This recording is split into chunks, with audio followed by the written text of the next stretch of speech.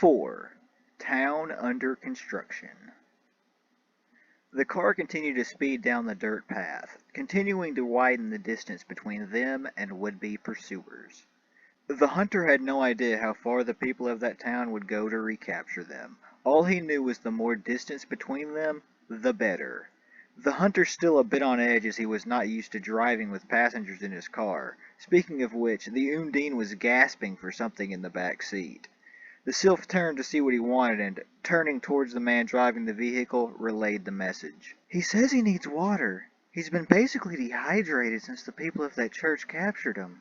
I guess his type needs more water than others." She seemed like she was trying to convince herself with this last statement, as if she knew as much about Undines as the hunter knew about sylphs or Undines. He reached to his side and passed a canteen back to his passenger. The Undine eagerly took a gulp from the canteen, before spewing the drink outward, water dripping down his broad scaled chest. "It's fresh water. Should have known. Any salt?" "Yeah, should be some in a box back there." He watched the Undine as he located it, tipping the container of salt over into the canteen. The hunter had a quizzical smile on his face as he watched the big scaly man shake the canteen, presumably to help the salt dissolve, then greedily drink the concoction after it was made. The hunter was distracted from this as raindrops began to dampen him. He turned to the sky and frowned. The clouds looked pretty ugly, like there was a heavy storm brewing. Great. And we had to be on the coast. The land around here looks like it floods often, too. The hunter airing his thoughts aloud. Awkwardly. He was not used to having passengers. "I should head inland," he said, giving the passengers the courtesy of where he was going. He assumed they would be leaving him as soon as they reached the next town. Wait. If we are near to a coastline, please, take me to where I could return to the sea." He was looking up at the rearview mirror as the hunter did the same, their eyes meeting there. "Please," he added, clearly homesick and not used to asking or needing help from others. The Undine left it at that, but continued to look pleadingly at the hunter in the mirror, his drooping fish-like mouth looking more like a frown now more than ever.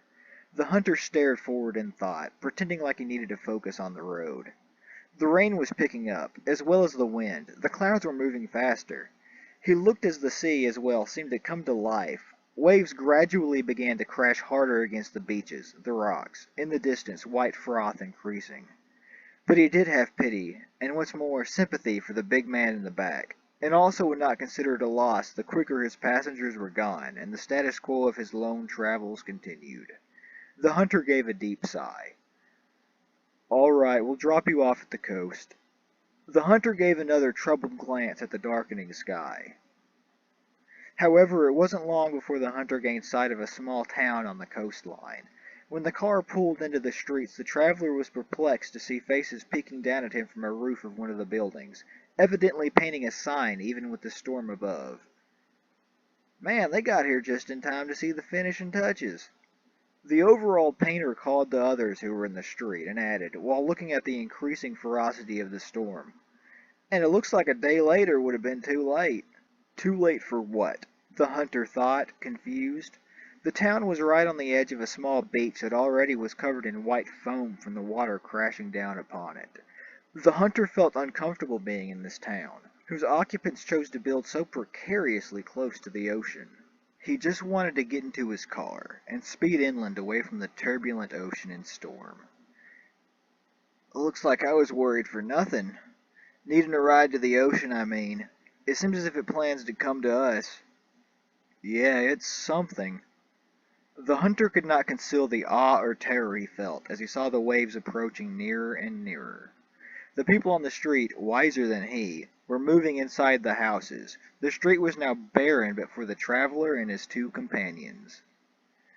"Well, thanks for everything. I owe you my life after what you did." The Undine reached out an arm, as if offering it for a handshake, but when the hunter reached his hand out to meet his, the Undine grasped his arm all the way to the elbow, wrapping his other strong arm around the hunter's shoulder in a tight embrace, and then let him go. "And even more important than my life, you restored my freedom. I'm going home now." With that the Undine turned for the sea. His large fishtail swishing to and fro on land kept him moving at a restrained pace on land, but once he had hit the sea, the figure of the Undine shot through the dangerous white foam, only gaining speed and cutting through the powerful waves that were pushing towards the beach. The hunter believed he made out a sound over the noise of the storm, a cry of exultation, of satisfaction called high, before the Undine disappeared down into the depths. The pair remaining on land were left to stand in silent wonder at what they had just seen, forgetting for a moment the storm developing around them. But no more than a moment later a loud crack of thunder boomed, and a large wave was sent crashing down onto the beach. The white foam was sent farther than the beach this time, ocean water surging up far enough to reach the hunter's boots. He looked up in shock. The sylph did so as well, her wide blue eyes examining his, both pondering the best action in this scenario. Should he try to outrun the storm in his car? Try to find shelter with the rest of the town who must be indoors at this time? Examining the buildings made him frown at this idea. The hunter was no architect, but the buildings did not look at all that strong. Sure, the craftsmanship looked on par for the most part. It was just the materials, the light wood of the walls, the thin foundation it rested on. The buildings did not seem like they could take a beating, and by the look of the approaching storm, it looked like a beating was approaching. He had to move now, though. The car it was. He figured he could put the pedal down as far as it would go, see how fast the car would move. However, as he was going that way, a face appeared in his peripheral vision.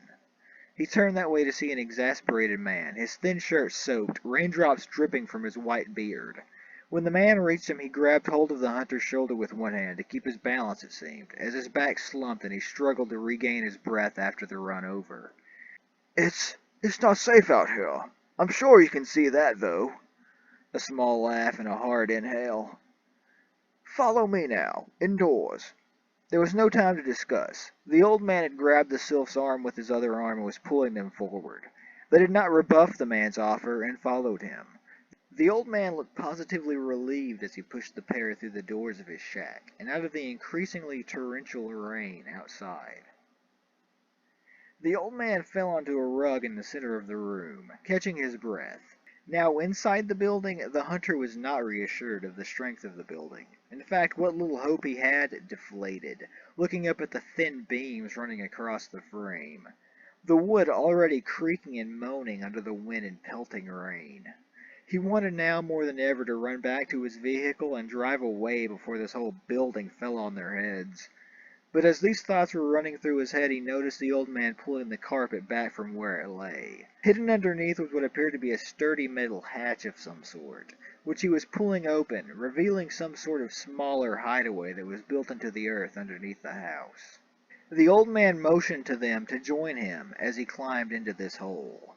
The hunter, already wary from one entrapment, was cautious to trust him, but as the creaking sounds turned to the noise of cracking wood, he decided that following him was the best option. And so, after the sylph lowered herself down into the apparent storm basement, he warily followed suit, pulling the door shut behind himself and leaving the trio in darkness. Within the darkness of that basement, sight was nearly cut off completely. The sound of the storm above and the warmth of his two companions were thusly increased to make up for the lack of sight sense. So the trio sat in that darkness, listening to the increasing intensity of the outside storm. Eventually the sounds of storm gave way to the sound of splintering and cracking wood. After what seemed like an entire day of waiting, the sound of storm gave way to the sound of calm. Thusly the old man opened the metal hatch back onto the outside world. The hunter and sylph followed the old man back onto the street level.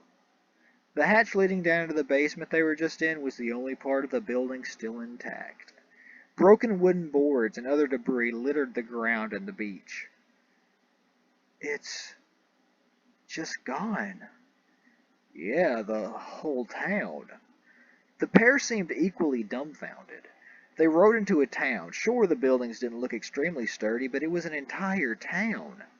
Homes and shops filled out an entire main street. Any traveler would not have seen much out of place from any other town.